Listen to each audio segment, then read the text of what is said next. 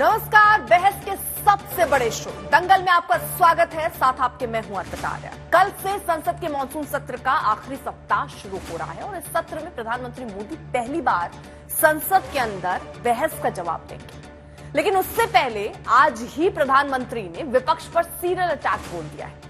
चुन चुनकर आरोपों की झड़ी लगाई। कहा कि विपक्ष विकास करने की विरोध की राजनीति करते हैं। साथ ही उन्होंने विपक्षी गठबंधन इंडिया को भी आड़े हाथों लिया। वहीं विपक्ष मांग ये कर रहा है कि प्रधानमंत्री महंगाई पर बोले, मणिपुर पर बोले, बेरोजगारी पर बोले। इस पर जवाब क्यों नहीं देते? दंगल में आज हम बहस करेंगे, क्या वाकई प्रधानमंत्री मोदी के आरोपों में दम है? क्या विपक्ष वाकई में नकारात्मक राजनीति कर रहा है या फिर विपक्ष की मांग जायज है? लेकिन उससे पहले देखते हैं ये रिपोर्ट।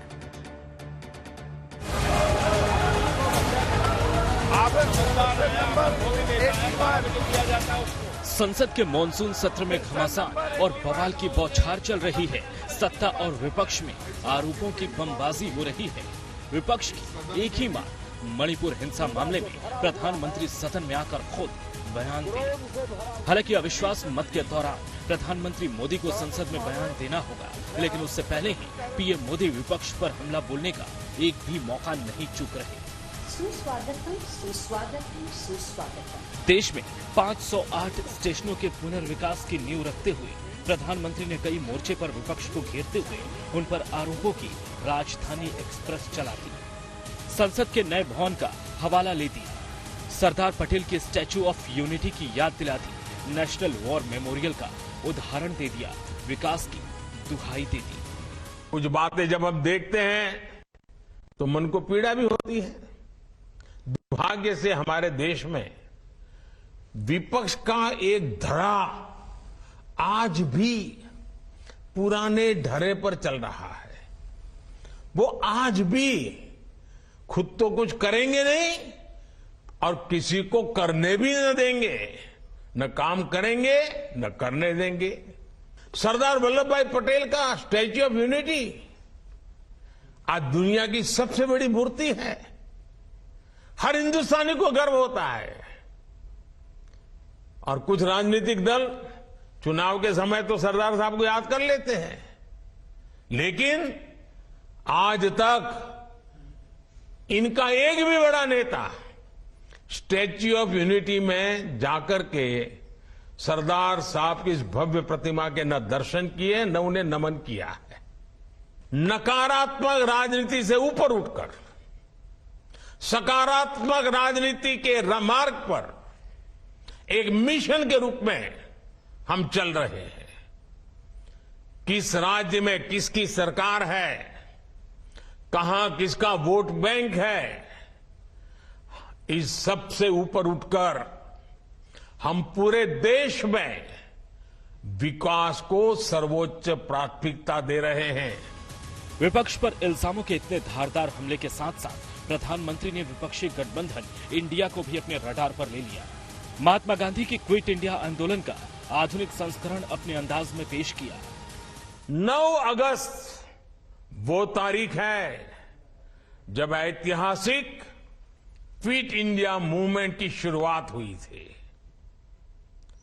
महात्मा गांधी ने मंत्र दिया था और क्विट इंडिया मूवमेंट ने स्वतंत्रता की तरफ भारत के कदमों में नई ऊर्जा पैदा कर दी थी। इसी से प्रेरित होकर आज पूरा देश हर बुराई के लिए कह रहा है क्विट इंडिया। चारों तरफ एक ही गूंज है, करप्शन क्विट इंडिया, यानी भ्रष्टाचार इंडिया छोड़ो। डायनेस्टी क्विट इंडिया, यानी परिवारवाद इंडिया छोड़ो। अपीजमेंट क्विट इंडिया, यानी तुष्टीकरण इंडिया छोड़ो। सोमवार से संसद के मॉनसून सत्र का आखिरी हफ्ता शुरू हो रहा है। विपक्ष और सत्ता पक्ष के तेवर और आक्रामक होंगे, क्योंकि न सिर्फ अविश्वास प्रस्ताव पर बहस होगी, बल्कि राज्यसभा में दिल्ली ऑर्डिनेंस बिल को भी पेश किया जाएगा। अविश्वास प्रस्ताव पर बहस में पीएम मोदी को भी बोलना है और उससे पहले ही वो विपक्ष पर हमले को धार दे रहे हैं।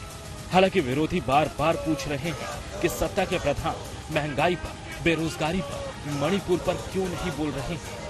प्रधानमंत्री जी के मुंह से किसानों की कोई बात नहीं निकलती है, उनसे जो बेरोजगार युवा हैं उनके बारे में बात नहीं निकलती है। स्मारक बना लीजिए, बिल्कुल हम लोग सब उसको वेलकम करते हैं, पर साथ ही साथ जन की बात जो जी रहे हैं उनकी तो बात करिए प्रधानमंत्री नरेंद्र मोदी जी। 2014 का जो आपके सारे मुद्दे थे, उन सारे मुद्दों पे तो बात हो जाए। मन की बात करने लग गए हैं, जन की बात सुन नहीं रहे हैं। 2024 के आम चुनाव में अब 1 साल से भी कम का वक्त बचा है। तैयारी दोनों ओर से शुरू हो चुकी है। सत्ता और विपक्ष की रणनीति तय हो रही है। उसी क्रम वार पलटवार का दौर जारी है। प्रधानमंत्री मोदी का आज विपक्ष पर हमलावर होना उसी की एक कड़ी है, जिसका विस्तार अगले सप्ताह संसद में भी दिखाई देने वाला है। आज तक तो चलिए चर्चा की शुरुआत करते हैं। खास मेहमान हमारे साथ जुड़ चुके हैं, तारुफ आपका करा देते हैं। अजय आलोक, प्रवक्ता बीजेपी के, इस वक्त हमारे साथ जुड़ चुके हैं। अंशुल अभिजीत, जो कि प्रवक्ता हैं कांग्रेस पार्टी के, वो हमारे साथ जुड़ चुके हैं। आनंद दुबे, प्रवक्ता शिवसेना उद्धव गुट के, वो हमारे साथ हैं। स्वागता शाह थोड़ी देर में हमारे साथ होंगे, नेता हैं एनसीपी की। लेकिन सबसे पहले अंशुल अभिजीत, आपसे मैं शुरुआत करना चाहती हूँ, क्योंकि आप सुन ही रहे होंगे प्रधानमंत्री नरेंद्र मोदी ने सीधे कटाक्ष विपक्ष पर साधा है और वो ये पूछ रहे हैं कि नए संसद जब बनता है, पटेल जी की मूर्ति बनती है, नेशनल वॉर म्यूजियम का विरोध आप करते हैं, कर्तव्य पथ का विरोध आप करते हैं, जो भी देश के विकास का काम हो रहा है उसका विरोध विपक्ष करता है।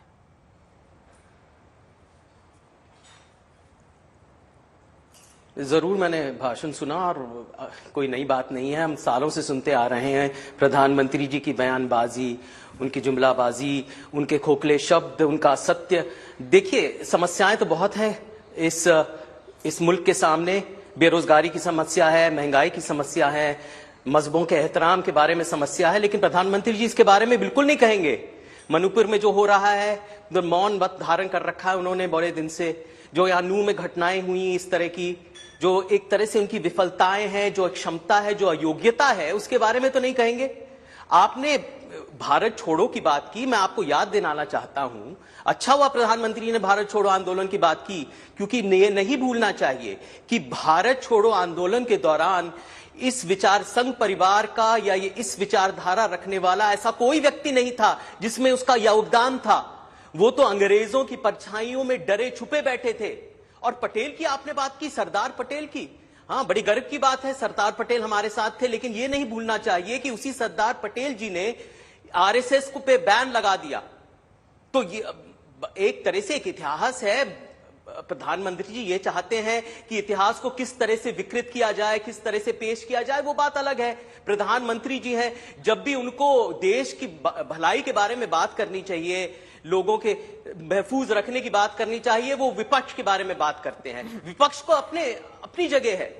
देखिए, विपक्ष के बारे में बात करना इतिहास भी करेगा, इतिहास किसी पे रहम नहीं करता, लेकिन आप अपने उपलब्धियों की तो बात करिए। जब देश में इतनी ज्यादा महंगाई चल रही है, बेरोजगारी चल रही है, यहां पर धर्मों के बीच में तनाव हो रहा है, आप कुछ कर नहीं पा रहे हैं, इतने विफल हैं, इतने अयोग्य हैं, इतने सालों से हैं। आप इंडिया की बात करते हैं, भाई make in India, startup India तो आप ही के शब्द थे, आप ही ने तो ये शब्दों का इस्तेमाल किया।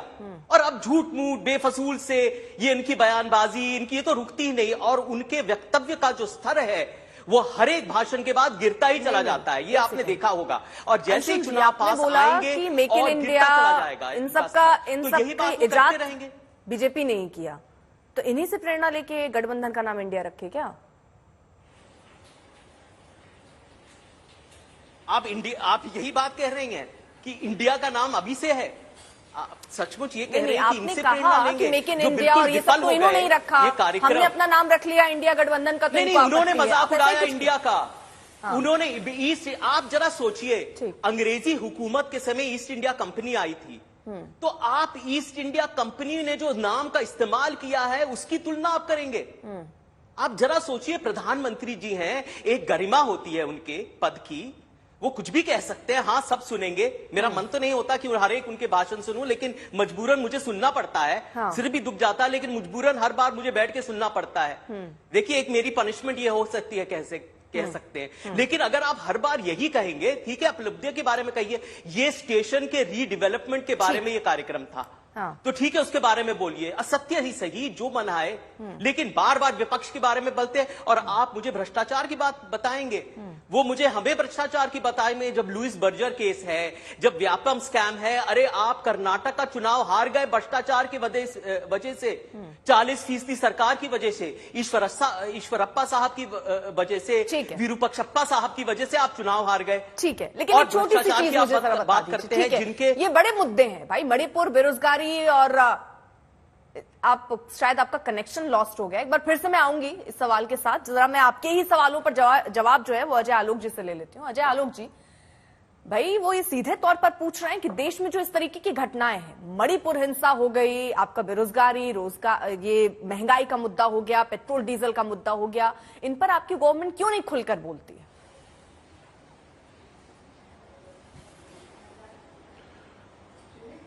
और पिताजी, बोलने का सबसे उचित माध्यम संसद है, प्लेटफॉर्म है वो सांसदों के लिए, जहां देश के लिए लोग बोलें और देश के लिए एक चर्चा हो। लेकिन संसद से भाग कौन रहा है? जब से संसद शुरू हो रहा है, संसद को व्यवधान कौन पैदा कर रहा है? देखिए, मेरा तो एक मानना है कि भाई कांग्रेस पार्टी ने एक बात तो है कि मिसाल बना दी, उस पर एक शेर भी याद आ जाता है कि काम ऐसा करो कि मिसाल बन जाए, कदम ऐसे लो कि पहचान बन जाए। जिंदगी तो यहां हर कोई काट लेता है, जिंदगी ऐसे जियो कि एक पहचान बन जाए। तो पहचान बनी इस देश की 75 साल में, निश्चित रूप से पहचान बनी। जब राहुल गांधी अमेरिका में जाके बोलते हैं और इंग्लैंड में जाके बोलते हैं कि परिवारवाद हर जगह है, इसके परिवारवाद पे क्वेश्चन जब उनसे किया जाता है तो पहचान निश्चित तौर पे बनी कि आजाद भारत के बाद जीप घोटाले से शुरू हुआ इतिहास आज तक 2014 तक सिर्फ घोटालों ही घोटालों में रहा। भारत में जितने काम नहीं हुए उतने घोटाले हुए। तो अगर प्रधानमंत्री आज कहते हैं क्विट भ्रष्टाचार इंडिया, क्विट इंडिया भ्रष्टाचार, तो क्या गलत बोलते हैं? क्विट इंडिया परिवारवाद, तो क्यों गलत? इनको चिड़ मचती है। अरे भाई, परिवारवाद आपके यहाँ है और ये देश को दीमक की तरह चाट रहा है, और इससे मुक्ति चाहिए। इससे उन युवाओं को मुक्ति चाहिए जो देश में कुछ योगदान देना चाहते हैं लेकिन उनको आगे बढ़ने का मौका नहीं मिलता है, क्योंकि वो तो तय है कि परिवार में इसी को आगे जाना है। जहां तक रही ज्वलंत मुद्दों की बात, तो किस मुद्दे पे हमारा ध्यान नहीं है? हम हर मुद्दे पे बैठ के चर्चा करने को तैयार हैं, ये भाग जाते हैं। गृह मंत्री, आपने आज तक कभी देखा गृह मंत्री हाथ जोड़ के कह रहा है कि भाई आओ चर्चा करो, जितनी देर करना है करो। दूसरे राज्यों पे हम बात भी नहीं करेंगे, सिर्फ मणिपुर पे बात करेंगे, आओ बात करो, नहीं बात करेंगे। जानती है क्यों? क्योंकि मणिपुर पे बात करेंगे तो पिछले 70 साल का जब इतिहास खुलेगा ना, तो इनकी कलैयां खुल जाएंगी। इस राज्य को आग में झोंकने का अगर एक कोई जिम्मेदार है तो वो है कांग्रेस पार्टी। ठीक है, मुझे ये बता दीजिए, आपने 2-3 चीजें हैं जो मैं स्पष्टीकरण इस पे चाह रही हूँ। आपने कहा चर्चा के लिए गवर्नमेंट तैयार है, लेकिन पहले मैं ये समझना चाह रही हूँ, आपने कहा बोलने की जगह जो है वो संसद है, ठीक बात है। तो प्रधानमंत्री संसद में जब मानसून सत्र की शुरुआत होती है उससे पहले मणिपुर पर बात करते हैं 36 सेकेंड्स, लेकिन वो अंदर क्यों नहीं आकर बोलते हैं मणिपुर के बारे में? जब सदन ही वो स्थल है तो प्रधानमंत्री वहां बोल सकते हैं, और यही मांग बीजेपी, यहाँ विपक्ष जो है वो उठा रहा है कि प्रधानमंत्री को इतनी बड़ी घटना मणिपुर में हो रही है, सदन के अंदर बोलना चाहिए। सदन चलाने का एक तरीका है अर्पिता जी, जो कि विपक्ष जानता है बहुत अच्छे से। सदन में नियमों के अनुकूल ही चर्चा होती है, जो कि विपक्ष जानता है बहुत अच्छे तरह से। 267 हो चाहे 176 हो, उसमें कंसर्न मंत्री ही जवाब देते हैं, ये विपक्ष जानता है बहुत अच्छी तरह से। और मुझे एक बताइए, पिछले 9 वर्षों का उदाहरण देके एक मौका आप बता दीजिए जब प्रधानमंत्री को बोलना हो और प्रधानमंत्री ने अपनी जगह किसी और को भेज दिया हो। कभी ऐसा हुआ है? आपको क्या लगता है, ये देश को क्या लगता है, प्रधानमंत्री बोलने का मौका चूकते हैं कभी? धज्जियां उड़ा देंगे इनकी 1 मिनट में। तो फिर मणिपुर ऐसा मुद्दा 10 तारीख का ये पूरा देश इंतजार कर रहा है जिस दिन प्रधानमंत्री जवाब देंगे। 3 महीने से ज्यादा से वक्त हो चुके हैं, वो वीडियो सामने आ चुका है। देश का प्रधानमंत्री, प्रधान सेवक जो अपने आप को बोलता है, हर मुद्दे पर वो जनता की बात करता है, तो आखिरकार मणिपुर पर क्यों नहीं बोल रहे हैं? क्यों नहीं बोलेंगे भाई, क्यों नहीं बोलेंगे? टीवी पे बोल ही चुके, सदन में बोलना, सदन चलने देंगे तब तो बोलेंगे। ये पहले ही से कैसे मान के बैठे हुए कि चर्चा होगी तो प्रधानमंत्री नहीं बोलेंगे? ठीक है, इनको तो मुझे ये बता दीजिए, इनको प्रधानमंत्री जी सदन चलाने की जिम्मेदारी किसकी है सर? मैं नहीं बोलूंगा। सदन चलाने की जिम्मेदारी निश्चित तौर पे सरकार की होती है और विपक्ष की भी होती है, ज्यादा सरकार की होती है। ठीक है, और इसीलिए अनुनय विनय हर प्रयास हम कर रहे हैं। मुझे आप ये बताइए, देखिए यहाँ पर आप लोग क्या है, नियमों के फेर में आम जनता को फंसा करना, बहुत सारा समय बह गया सर, बहुत सारा समय निकल गया। जो ये नियमों में फंसाया गया है वो 267 के नियम के तहत चर्चा चाहते हैं, आप कह रहे हैं 176 के तहत चर्चा कर लीजिए। यानी दोनों ही पक्ष चर्चा के लिए तैयार है, लेकिन सहमति इस पर नहीं बन पा रही है। तो जब ज्यादा जिम्मेदारी सदन चलाने की आपकी है, तो आप क्यों इस बात के लिए तैयार नहीं हो जा रहे हैं कि चलिए मान लेते हैं आपकी बात कर लीजिए चर्चा आप 267 पे। कम से कम मानसून सत्र का ये पूरा जो सत्र बीता, ये तो ऐसे हंगामेदार ना होता। एक दिन, 2 दिन, 3 दिन, 4 दिन चर्चा हो जाती, लेकिन सत्र तो चलता। अच्छा अर्पिता जी, मैं आपको एक बात बताता हूं, आप जरा खुद सोचिए, मणिपुर पे चर्चा पे अगर ये गंभीर थे तो इन्हें चर्चा करनी चाहिए थी। जब सभापति ने राज्यसभा में साफ साफ कह दिया कि 176 में भी कोई 2.5 घंटे का टाइम बाउंड नहीं होगा, जितनी देर करना है, जितने दिन करना है कीजिए, तब भी इन्होंने नहीं किया। अरे और ये देखिए, दिल्ली विधेयक जब आया, मुझे तो चर्चा कोई चीज पे नहीं करनी थी, सभा नहीं चले देना। में आप मान लेते हो, एक मिनट, मैं बात खत्म कर दूं। कह देते चलिए कर लेते हैं 267 पे चर्चा। भाई मैं कभी कह रहा हूं 267 पे ये कह रहे थे प्रधानमंत्री आके जवाब दे। 267 का प्रावधान है कि संबंधित मंत्रालय का मंत्री जवाब देगा। उस पे ये कहते हैं कि नहीं, 267 पे भी प्रधानमंत्री आके बोले। मतलब चित भी मेरी, पट भी मेरी, अंगूठा मेरे बाप का। ऐसी थोड़ी ना चलता है। एक नाबालिग बच्चे की जिद के कारण अब संसद की नियमावली को तो नहीं बदलेंगे। अब ये बताइए, जब इनको चर्चा नहीं करनी थी या संसद का व्यवधान करना था, तो दिल्ली के मुद्दे पे, विधेयक के मुद्दे पे सारा विपक्ष एक जगह इकट्ठा कैसे हो गया? ये INDIA के स्वार्थ के लिए, उस पर भी चर्चा नहीं करते ना। विधेयक तो पास होना ही था लोकसभा में, ये रहते चाहे नहीं रहते, लेकिन उस समय क्यों आगे दिखाने के लिए? ये होता है स्वार्थ। ये जो स्वार्थी गठबंधन है कि गठबंधन को बचाना है, किसी तरह भी नया बना है, इसको किसी तरह बचा के रखो तो बैठ जाते हैं लोकसभा में। रिजल्ट तो सबको पता था, पूरे देश को पता था। ये इनका स्वार्थ है, ये इनका काला चेहरा है। ये मणिपुर को डिस्कस ही नहीं करना चाहते हैं। ये मणिपुर को पहले भी आग में झुलसा चुके हैं, एक बार नहीं 10 बार। 6 महीना 7 महीना मणिपुर में इसी तरह की आगजनी हुई है, हिंसा हुई है, बैन हुई है। उस वक्त तो गृह मंत्री जो छोड़ दीजिए, अरे गृह राज्य मंत्री 3 घंटे में लौट आता था, और सदन में गृह मंत्री स्पीकर जवाब देते थे तो मात्र 1.5 मिनट का, और विपक्ष चिल्लाते रह जाता था, कोई जवाब नहीं होता था। तो ये हमें मत सिखाइए कि क्या हुआ है। पूरे नॉर्थ ईस्ट की शक्ल प्रधानमंत्री जी ने अपने इनिशिएटिव से, पूरे नॉर्थ ईस्ट की शक्ल, सूरत और सीरत बदली। 4 राज्यों का प्रॉब्लम सॉल्व कर दिया। मणिपुर के प्रॉब्लम के बहुत सोल्यूशन के नजदीक हम जा चुके थे, तब ये हिंसा भड़काएगी। वीडियो रिलीज करवाया गया। कोई मौका नहीं छोड़ रहे हैं कि मणिपुर में किसी तरह से और आग भड़कती रहे। वहां जनजातियों का ये दुराव आज से नहीं है, 70-80 साल, 100 साल। अगर मैं बातों में जाऊं तो यहाँ पर आपकी बातों में ये लग रहा है कि एक सेकंड सर, आपकी बातों से लग रहा है कि सदन की कार्यवाही जो है, देखिए दिल्ली वाले मुद्दे पर सब साथ आ गए, यानी वो उनकी स्ट्रैटेजी, वो वहां सफल हो गए, सत्र नहीं चलने दे रहे हैं। ठीक है, तो ये भी नाकामी आपकी सरकार की हुई।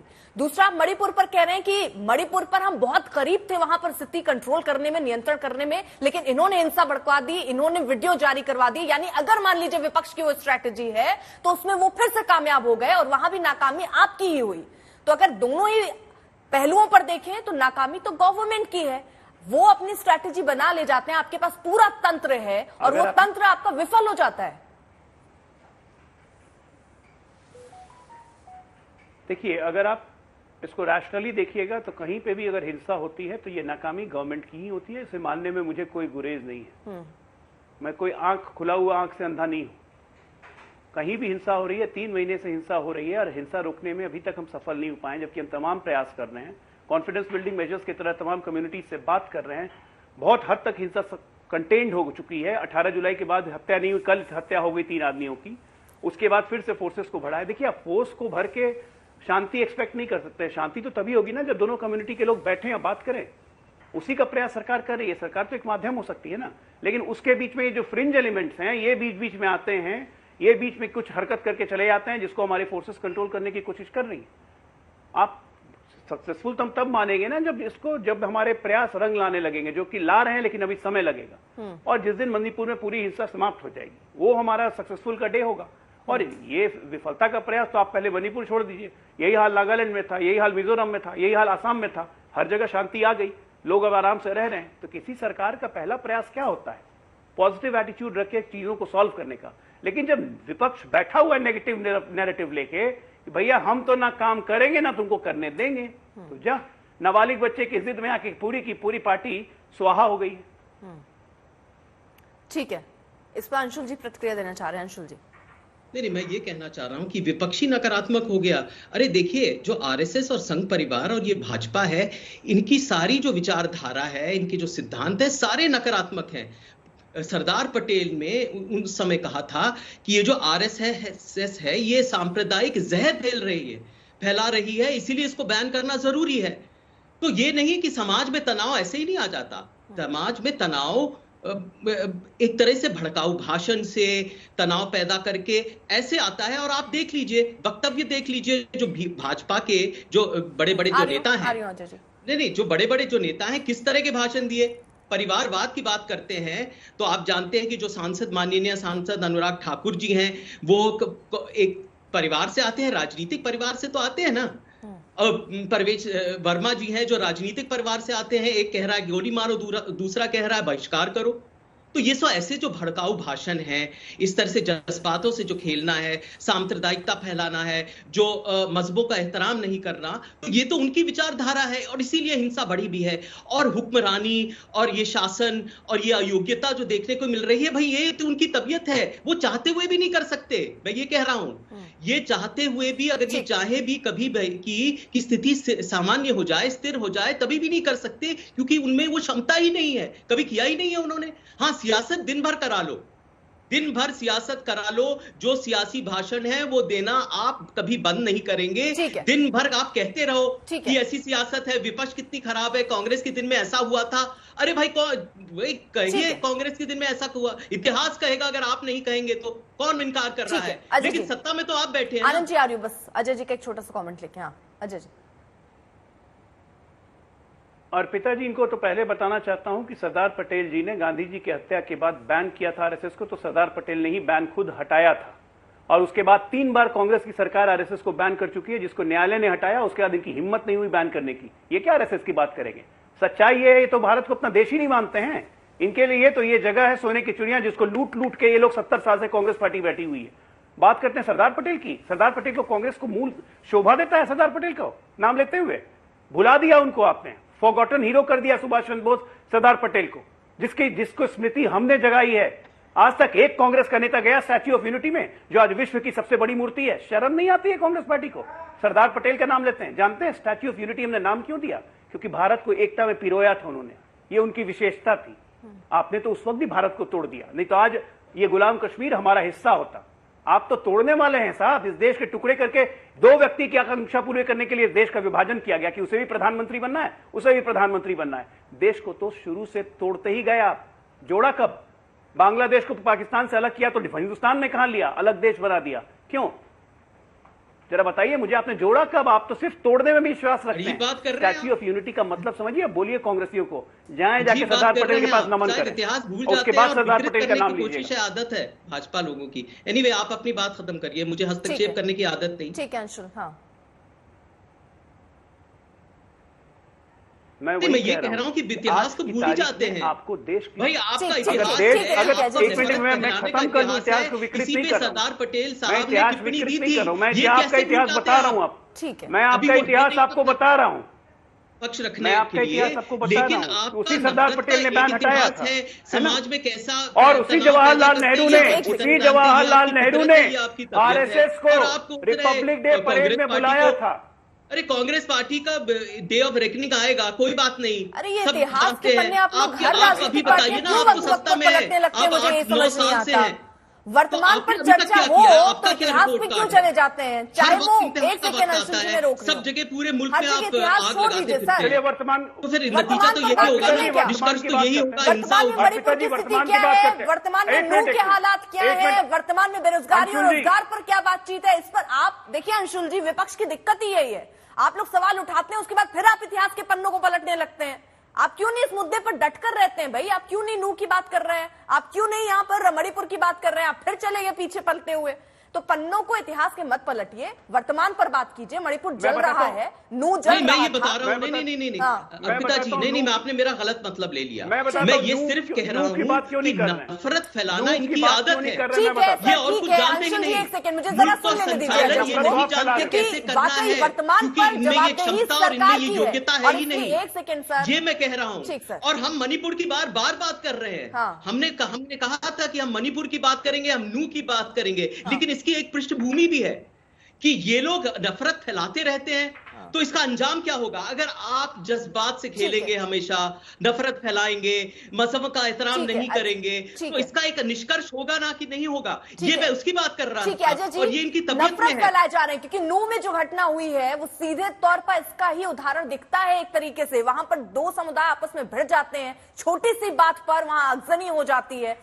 आपको लगता है कि ये वाकई नफरत फैलाया जा रहा है? और कौन फैला रहा है, फिर कौन है इसके लिए जिम्मेदार? पहली बात अर्पिता जी, पहली बात कि नूह में दो समुदाय भिड़ने नहीं थे। एक समुदाय को निशाना बनाया गया था, पत्थरों से और गोलियों से मारा गया था शिव भक्तों को, जब वो लोग जा रहे थे जलाभिषेक करने। और कौन पकड़ में आया है, आज सुरक्षा एजेंसी की इसकी खोज कर रही है। वो अभी वर्तमान में आम आदमी पार्टी का नेता है, उसके पहले वो कांग्रेस पार्टी का नेता था। एक बार जरा पकड़ में आए तब देखिए साजिश और हिंसा खुलेगी। डंपर में पत्थर भर भर के लाए गए थे मारने के लिए, उसको रखा गया था। ये तो थी नूह। ये नफरत कौन फैला रहा था? जवाब तो देना पड़ेगा ना, खुल के आएगा सामने। अब वर्तमान की बात करते हैं। सर कौन है सर? और अगर दोनों तरफ से ऐसा हुआ तो पत्थर लेकर, गन लेकर, सर लाठी लेकर, दोनों ही पक्ष दिखे, वीडियो है, तस्वीरें हैं, आप अभी के लिए उसको नकार नहीं सकते ना सर? मैं नकार कोई चीज को नहीं रहा हूं। मोनू मानेसर एक क्रिमिनल है, जिम्मेदार नहीं हो राजस्थान सकता पुलिस से मामला दर्ज किया हुआ, आपकी गिरफ्तार क्यों नहीं करती है? हरियाणा पुलिस से सहयोग लेना, हरियाणा पुलिस से सहयोग ले। राजस्थान पुलिस ने कितनी एफर्ट की उसको गिरफ्तार करने की, एक भी नहीं। आज तक रेड डाली कभी हरियाणा में राजस्थान पुलिस ने? ये हमारी गलती है। अब दूसरी बात बताता हूं, वर्तमान की बात करता हूं। एक एक भारतवंशी या दिल्ली का निवासी आज अगर कर्तव्य पथ पे जाता है तो उसको देख के खुशी होती है कि नहीं, कि मेरा भारत बदल गया है, ये अच्छा लग रहा है, ये सुंदर लग रहा है, ये विश्व में भारत की एक तस्वीर प्रस्तुत करेगा। लेकिन अजय आलोक जी, आज की डेट में मैं मणिपुर की तस्वीरें देखती हूं तो मुझे देश बदला हुआ नहीं लग रहा है। बिल्कुल मुझे भी नहीं लगता। मुझे नूह में जो घटना घटी है वो आपके मेरे घर में कहीं घट सकती है। लोग इस तरह मजबूर दिख रहे थे वहां पर, वो देखकर मुझे देश तरक्की करता हुआ नहीं दिख रहा है।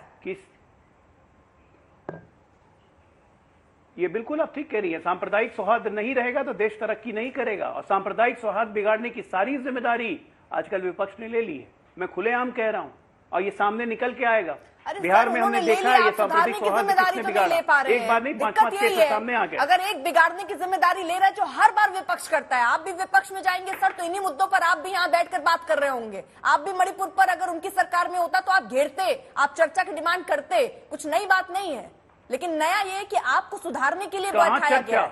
अरे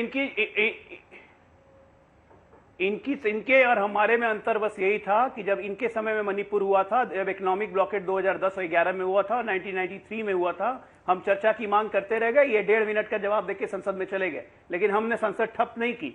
हम संसद में अपनी बात उठाते रहे। एक विपक्ष की का जिम्मेदारी है, उसकी जिम्मेदारी है कि संसद में जनता की बातों को उठाए। ये तो जनता से इनको मतलब ही नहीं है, तो जनता से कट चुके हैं। ये गुरिल्ला वॉर करने में बिलीव चर्चा में जोड़ लेती हूं। संसद में भी गुरिल्ला वॉर करते हैं, आते हैं, नारा लगाते हैं, भाग जाते हैं। आपका रिएक्शन, जिस तरीके से ये हालात बने हैं उनको आप किस तरह देख रहे हैं? प्रधानमंत्री का ये बयान, उस पर भी आपकी प्रतिक्रिया? अर्पिता जी नमस्कार। देखिए, आज प्रधानमंत्री जी का भाषण पूरी तरह से चुनावी भाषण था। कार्यक्रम था रेलवे के विकास पर। अब आप बताइए कि प्रधानमंत्री जी के हिसाब से तो लग रहा था कि 2014 से पहले भारत में रेलवे था ही नहीं, 2014 के बाद ही रेलवे भारत में बना है। मैं आप सबको याद दिला दूं कि 2014 में जुलाई के महीने में कटरा रेलवे स्टेशन का उद्घाटन हुआ था। प्रधानमंत्री जी पहली बार प्रधानमंत्री बन गए थे, उद्घाटन हुआ। लेकिन आप सबको पता है कि वह रेलवे तो डॉक्टर मनमोहन सिंह के यूपीए के दूसरे कार्यकाल में बना था। ऐसे बहुत सारे रेलवे के विकास के कार्यक्रम 2014 से पहले भी हुए थे। इन 70 सालों का प्रधानमंत्री जी बार बार जिक्र करते हैं और भूल जाते हैं कि 3 साल जनता पार्टी की भी सरकार रही है, 6 साल अटल बिहारी वाजपेयी जी की भी सरकार रही है। प्रधानमंत्री जी को अब ये बंद करना चाहिए कि 70 वर्षों में विपक्ष ने कुछ नहीं किया, 70 वर्षों में देश ने कोई विकास नहीं किया। दूसरा महत्वपूर्ण मुद्दा उन्होंने उठाया कि विपक्ष जो है वो नकारात्मक राजनीति करता है। प्रधानमंत्री साहब, जब आपने धारा 370 हटाई, हमने आपका साथ दिया।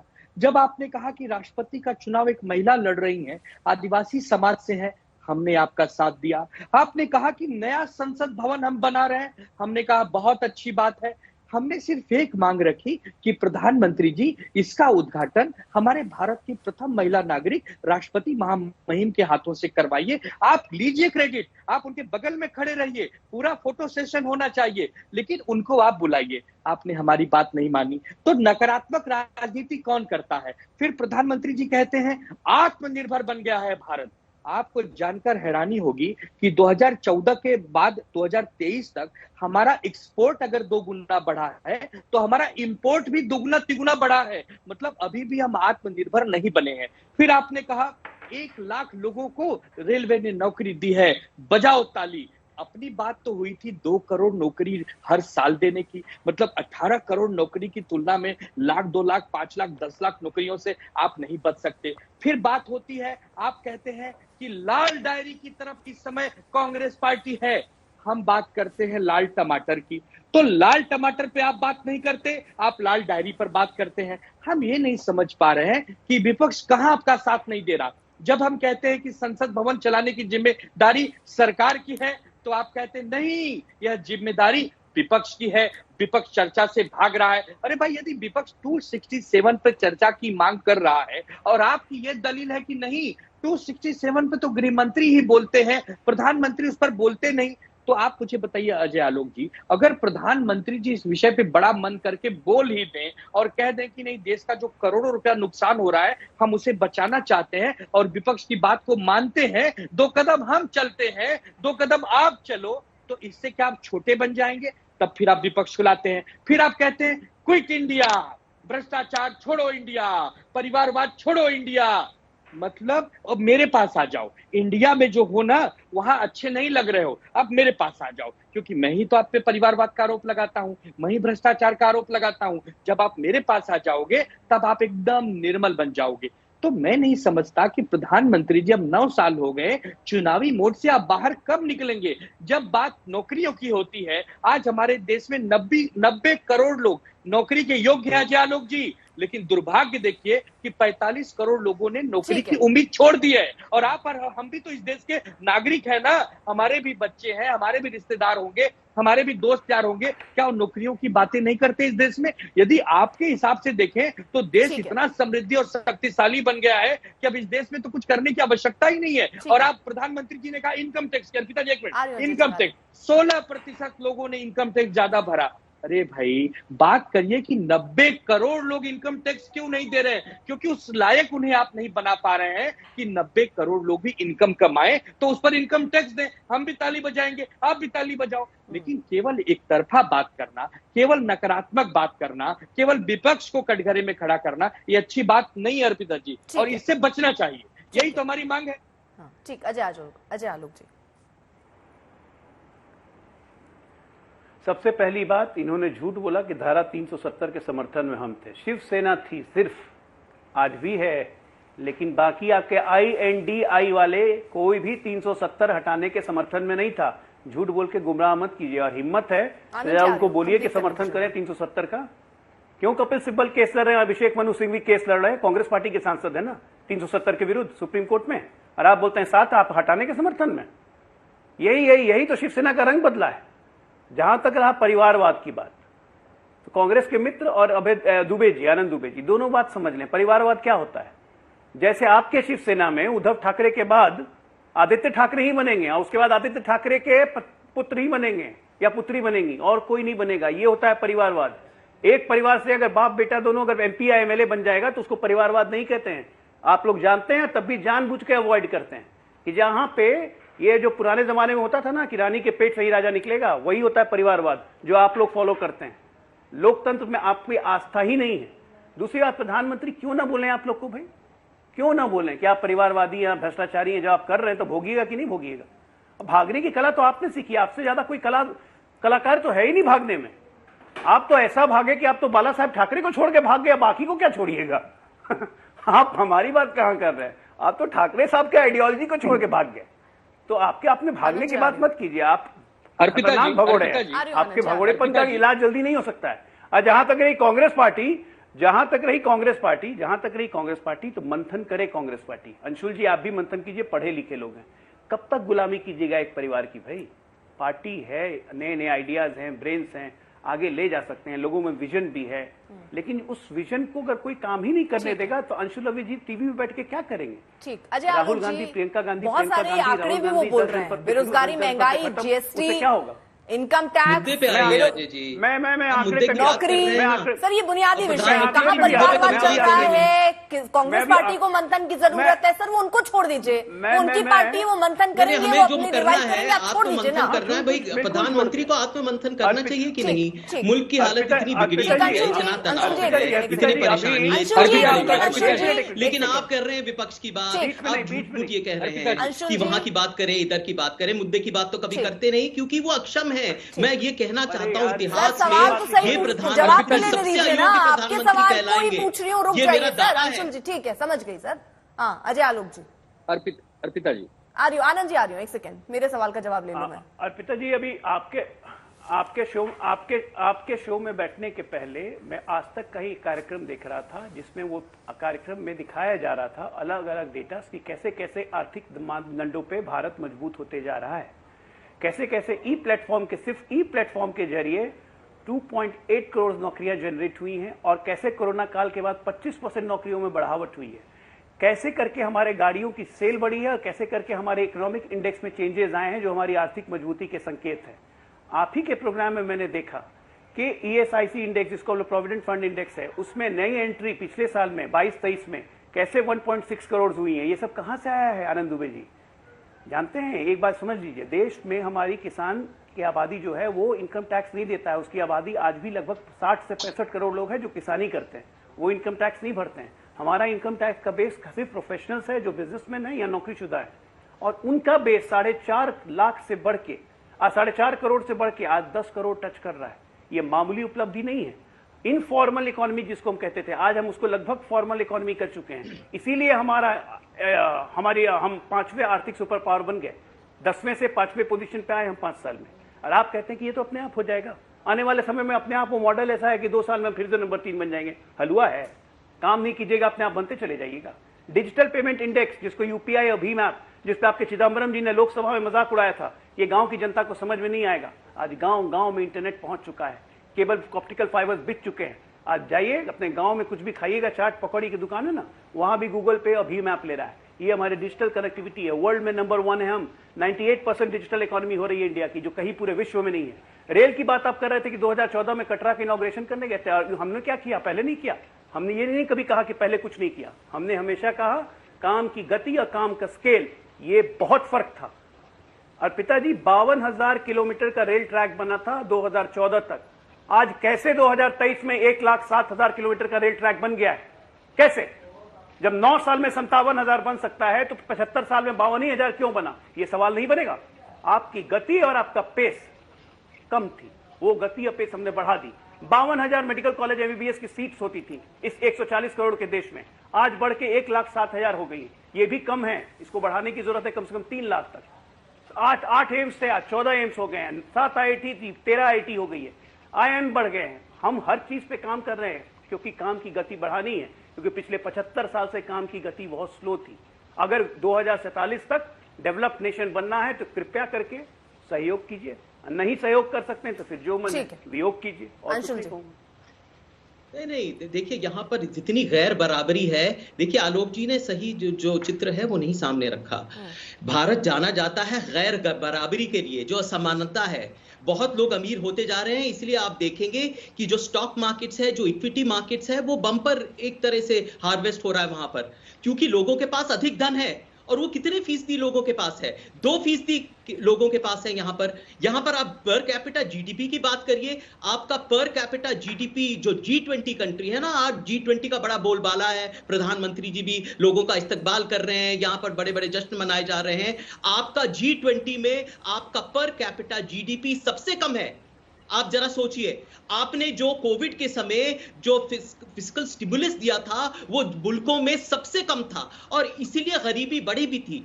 जो एक तरह से मैं कहता हूं जो आर्थिक हिंसा थी जो जिसको कहते हैं नोटबंदी, वो उसका असर अभी भी दिखाई दे रहा है। सारी नाकामी के बावजूद क्षेत्र है जिसके आलोक जी ने बात की, तो वो तो बिल्कुल सारी नाकामी के बावजूद अगर हम महंगाई दर की तुलनात्मक दृष्टि से देखें सर, यूपीए गवर्नमेंट और एनडीए गवर्नमेंट में, तो 2013 का अगर हम आपको आंकड़ा, 2012 9.48%, 2013 में 10.20% यूपीए का आंकड़ा है सर।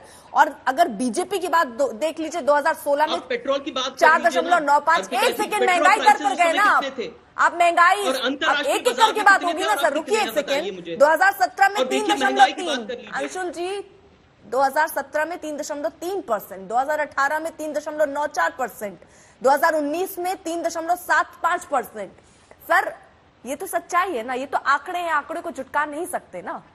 नहीं, मैं महंगाई दर की बात जो आप कर रहे हैं, महंगाई दर में तो आपकी गवर्नमेंट उदारवाद जो बहुत आगे थी भाई। रिफॉर्म्स लाई वो तो कांग्रेस पार्टी लाई अर्पिता जी। अच्छा, मतलब कांग्रेस पार्टी तो लाई। अच्छा, उस समय यानी आप ये कह रहे हैं 2009 से 2013 तक कांग्रेस जो है वो अच्छा काम करती रही, इसीलिए उनकी महंगाई दर ज्यादा रही। और उसके बाद जैसे बीजेपी की गवर्नमेंट आई, महंगाई दर कम होने लग गई, क्योंकि ये आपके किए का परिणाम था। नहीं कर सकते, आपके अपने जीडीपी के आंकड़े देख लीजिए सर, जो 2014 में थे और आप लुढ़क कर कैसे हुए हैं, और वो उसमें नोटबंदी की वजह से हुए हैं। जीएसटी जिस तरह से लाया गया उसकी वजह से हुए हैं। यहाँ पर इतनी मुफलिसी फैली है, आप जानते भी नहीं। महंगाई पे बात कर रहे हैं आप ना। अब जब मैं तुलनात्मक आपके सामने डेटा निकाल कर बता रही हूँ, तुलनात्मक ढंग से आपको पूछ रही हूँ, तो अब आप इसमें भाग रहे हैं। मुझे ये बताइए, तुलनात्मक ढंग आप क्या कह रहे हैं? आपकी गवर्नमेंट रिफॉर्म कर रही थी, 2009 से 2013 तक आप रिफॉर्म करते रहे, और उसी का परिणाम है कि 2016 से 21 के बीच महंगाई दर कम हुई है। ये श्रेय कांग्रेस पार्टी को जाना चाहिए, राइट? नहीं, आप बिल्कुल उस समय यूपीए के समय जो जीडीपी जो ग्रोथ हुआ 8% उसकी औसत थी, वो इसलिए हुआ क्योंकि हम एक तरह से रिफॉर्म लाए, हम बदलाव लाए, हम अजय जी ये बहुत गलत बात है। 1991 में तो देखिए उस समय जो अजय जी बहुत गलत बात है, ये बहुत ही गलत बात है जो आपकी गवर्नमेंट कर रही है इस वक्त, क्योंकि देखिए 2009 से 2013 तक वो रिफॉर्म कर रहे थे, और जहां उसका फल आने की वक्त हुआ आप अपनी गवर्नमेंट ले आए, और अब आप सारा क्रेडिट आप ले रहे हैं। गलत बात है सर। नहीं, मुझे सुनाई नहीं दिया आपका प्रश्न क्या था? जी मैं अजय जी के पास आई हूँ। एकदम अर्पिता जी, मैं अर्पिता जी बिल्कुल मैं सहमत हूं आपकी बात से। बहुत गलत हो गया 2014 में मोदी जी आ गए, नहीं तो ये रिफॉर्म 2009 से जो शुरू हुआ था ना, 2G 3G 4G जीजाजी अगस्ता वेस्टलैंड और तमाम जितना कोई धरती आकाश पाताल तीनों बेच के जो रिफॉर्म कर रहे थे, देश ही नहीं बचता मोदी जी नहीं आते तो। ये रिफॉर्म कर रहे थे 9 से 14 तक, अद्भुत रिफॉर्म हुआ भाई। पूरे देश में घोटालों की सरकार हो चुकी थी, विपक्ष फॉरेन वर्ल्ड में कोई बिजनेस नहीं था करने के लिए कि ना यहाँ पॉलिसी पैरालिसिस है, यहाँ पे कोई काम ही नहीं हो सकता है। हमारा एफडीआई रिकॉर्ड कम हो गया था, बहुत रिफॉर्म हुए थे। एकदम सही बात है, हमने बहुत गलत काम किया, मोदी जी आ गए। एक तरह से वो अब बीच में मत बोलिए, बीच में बोलने का फायदा नहीं। एक प्रहार था, बीच में क्यों बोल रहे हैं? आप उसके बारे में बताइए। अरे मैंने बताया ना आपने क्या क्या रिफॉर्म किया, निष्कर्ष हुआ जिस तरह से गरीबी मैंने तो बताया आपने क्या क्या रिफॉर्म किया। इस तरह से गलत फैसले इसने लिए। अरे गरीबी हटाओ का नारा तो 1971 में दिया था भाई साहब। एक आंकड़ा मैं आपके लिए भी रख देती हूँ, ठीक है अंशुल जी? एक सेकंड सर, समाज में वो अच्छी तरह जानते हैं, और विपक्ष को कैसे हम ब्लेम करें। सर वो रिफॉर्म वाली बात थोड़ी गलत निकल गई शायद, इसलिए आप बार बार। ठीक है सर, कोई बात नहीं सर, हो जाता है, कोई बात नहीं सर। ठीक है अंशुल जी रुकिए ना, मैं जरा एक अजय जी मैं आपसे समझना चाह रही हूँ, क्योंकि देखिए भाई महंगाई दर पर बात होगी, लेकिन अगर बात जीडीपी की, जैसा कि वो कर रहे हैं बार बार अंशुल जी, यूपीए का एवरेज जीडीपी ग्रोथ रेट 2004 से 2011 तक 8.4% था, और 2014 से 20 तक एनडीए का ग्रोथ रेट सिर्फ 4.8 था। तो सरकार पे आपके सवाल उठेगा ना सर? बिल्कुल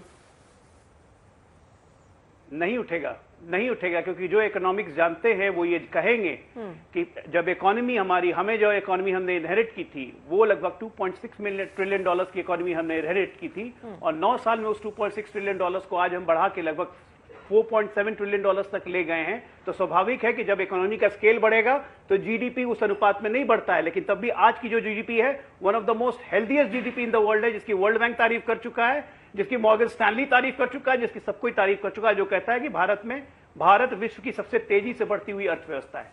हमारा चैलेंज ये है कि हम अपना फिजिकल डेफिसिट और कम करें, और इसी जीडीपी को अगर अगले 5 साल भी हम मेंटेन करते हैं तो हम वो विश्व की नंबर 2 इकोनॉमी बन जाएंगे। अगले 5 सालों में। चलिए। प्रधानमंत्री जी ने कहा है ना, थर्ड टर्म में थर्ड इकोनॉमी बनेंगे, उससे भी आगे की छलांग मारने की हमारी क्षमता है। ठीक है। हमें इसी जीडीपी को और मेंटेन करके ग्रोथ रेट को बढ़ाते रहना है। लोगों के लिए इतने सारे गरीब हैं यहाँ पर, आप पर कैपिटा जीडीपी तो बढ़ा नहीं पाए, कितने लोग अमीर होंगे यहाँ पर? तो गरीब को आवास भी हमी दे रहे हैं, शौचालय भी हमी दे रहे हैं, नल भी हमी दे रहे हैं। आपके लिए गरीब का मतलब क्या है भाई? छोड़िए ना, मेरा मतलब मैं आपसे पूछ रहा हूँ, आनंद जी भी कुछ कहना चाह रहे हैं, प्लीज। कितना हमसे पूछेंगे, सत्ता में आप हैं, जवाब आपको देना है। एवोकाडो 8 साल 9 साल से जीडीपी बढ़ती चली जा रही है और आप कह रहे हैं दो किसी और को मानिए। प्लीज, बड़ी मजाक भी नहीं होता है, अर्थव्यवस्था में अच्छी तरह समझता हूं। चम्मच मुंह में लेके पैदा होके गरीबी नहीं पता चलती है। ठीक, अर्पिता जी, ठीक है सर, एक सेकंड सर, मैं नहीं रखते ना सर, ठीक है। हाँ, आनंद जी जल्दी से, विनय जी के पास नहीं जा पाई हूँ मैं। जिम्मेदार भाषण में जल्दी आपके कर रहे विपक्ष, इन्होंने कहा कि शिवसेना ने 370 का समर्थन किया, विपक्ष में नहीं। अरे भाई, हम आपके सबसे बड़े विपक्ष है आज के डेट में। दूसरा, आपने हम पर आरोप लगाया परिवारवाद का। आपकी जानकारी के लिए बता दूं कि हमारी पार्टी उस परिवार से है जिनका नाम था प्रबोधनकार ठाकरे, जिनका राजनीतिक सामाजिक काम पूरे देश को पता है। उनके पुत्र बाला साहब ठाकरे, जिन्होंने जो काम किया आप भली भांति जानते हैं। 1996 से। आनंद जी समझ गए सर, देखिए अब बहुत आगे निकल गए हम चर्चा में। सर सुनिए ना, बहुत आगे निकल गए। अब महंगाई, बेरोजगारी, जनता से जुड़े मुद्दे जिस पर आप जवाब चाह रहे थे अपने पहले प्रश्न में, मैं जरा एक चीज और जल्दी से पूछ लेना चाहती हूँ, क्योंकि कांग्रेस पार्टी कई आरोप देखिए लगाती है अजय जी, और 100 लाख करोड़ रुपए से ज्यादा कर्ज मात्र 9 साल में लिया है। 2014 में सरकार पर कर्ज 55 लाख करोड़ था और अब बढ़कर 155 लाख करोड़ हो गया है। ये कांग्रेस पार्टी के प्रवक्ता ऐसे आरोप लगाते हैं। इस पर भी जल्दी से जवाब, मैं विनय जी के पास जाऊं उसके बाद। रिफॉर्म और सुधार की बात होगी ना। इकोनॉमी का स्केल बढ़ेगा और देश में जब इंफ्रास्ट्रक्चर के काम, एक मिनट, जब देश की इकोनॉमी का स्केल बढ़ेगा और देश में जब इंफ्रास्ट्रक्चर के काम होंगे या देश में जब एफडीआई आता है, तो तभी आता है जब फॉरेन की कंपनीज और फॉरेन के इन्वेस्टर्स देखते हैं कि इस देश में पॉलिटिकल विल है और इस देश में इंफ्रास्ट्रक्चर पे काम हो रहा है, तभी आपको लोन भी मिलता है। आज की तारीख में भारत ने लोन लिए हैं और देश में जितने इंफ्रास्ट्रक्चर हुए, एक्सप्रेसवेज का नाम सुना था कांग्रेस के टाइम में? एक बना था, वो भी नितिन गडकरी ने बनाया था, मुंबई पुणे एक्सप्रेसवे। आज देखिए कितने एक्सप्रेसवे हैं पूरे देश भर में, पूरे देश में। आज देखिए कितने ज्यादा एयरपोर्ट्स बढ़ गए, 74 से 147। आज देखिए ईंधन की खपत पिछले महीने में 10.3% बढ़ गई। कर्जा लेके क्यों नहीं? ये स्लोगन तो हम बचपन से सुनते आए हैं कि चादर उतनी जितने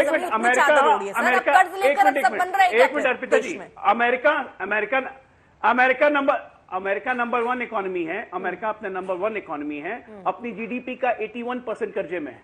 हम आज भी अपनी जीडीपी के 58% कर्जे में। ठीक है, जल्दी से अमेरिका नंबर 1 इकोनॉमी 81% कर्जे में। जल्दी से एक रिएक्शन विनय जी। चाइना नंबर 2 इकोनॉमी है, 79% कर्जे में है।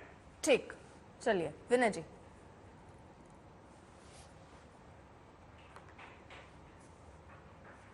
विनय जी आवाज आ रही है?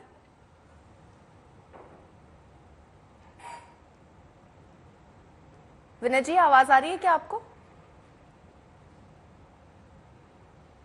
चलिए, शायद उन तक आवाज नहीं पहुंच रही है। ठीक है अजय जी, जल्दी से आप अपनी बात कंप्लीट कर लीजिए, उस पर शायद अंशुल भी कुछ कहना चाह रहे हैं। हाँ, मैं ये कह रहा हूं कि आप देश के समग्र विकास को देखेंगे कि समग्र विकास में जब हर सेक्टर में काम होता है, चाहे वो एविएशन हो, चाहे वो डिफेंस हो, चाहे रूरल इंफ्रास्ट्रक्चर हो, चाहे आपका क्लीनिंग वाटर हो। आप मुझे प्रधानमंत्री जी तो ये कहते हैं कि मुझे ये शर्म आती है कि भारत में आज हम लोग कहते हैं कि हर घर में हमने नल का जल पहुंचा दिया। ये काम तो आज से 25 साल पहले हो जाना चाहिए था, जो मैं कर रहा हूं। ठीक, 19,000 गांव में हमने बिजली पहुंचाई। ये करके कोई बड़ी उपलब्धि नहीं की, ये 20 साल पहले हो जाना चाहिए। ठीक है, लेकिन ये अंशुल जी वही बात है कि जो पहले हो जाना चाहिए वो हुआ नहीं है, इसीलिए वो गिनाते हैं बार-बार कि देखिए 70 सालों में कुछ नहीं हुआ। अंशुल जल्दी से रिएक्शन छोटा सा। तो अब बेरोजगारी की तो बात कर ही नहीं रहे ना। बेरोजगारी का आपका विकल्प ये निकला कि अच्छा उसको कम करना है, तो आप ये अग्निपथ और आपने ये जो प्रधानमंत्री जी बार बार कह रहे हैं कि 10 लाख जो नौकरियां दी हैं जिनकी नियुक्ति हो रही। ठीक है, बहुत बहुत शुक्रिया। आप सभी का समय इतना ही इजाजत दे रहा है, लेकिन बड़ा सवाल यहाँ पर यही है कि आखिरकार जो बुनियादी विषय है, क्या वही विषय आगे भी ऐसे ही चुनावों में जाएंगे या फिर से सिर्फ वार और पलटवार और ऐसी ही राजनीति होती रहेगी? क्या विकास के एजेंडे पर सरकारें उतरेंगी? विकास के मुद्दे पर विपक्ष चुनाव लड़ेगा? एक बड़ा प्रश्न है जो जनता से सीधे जुड़ा हुआ है।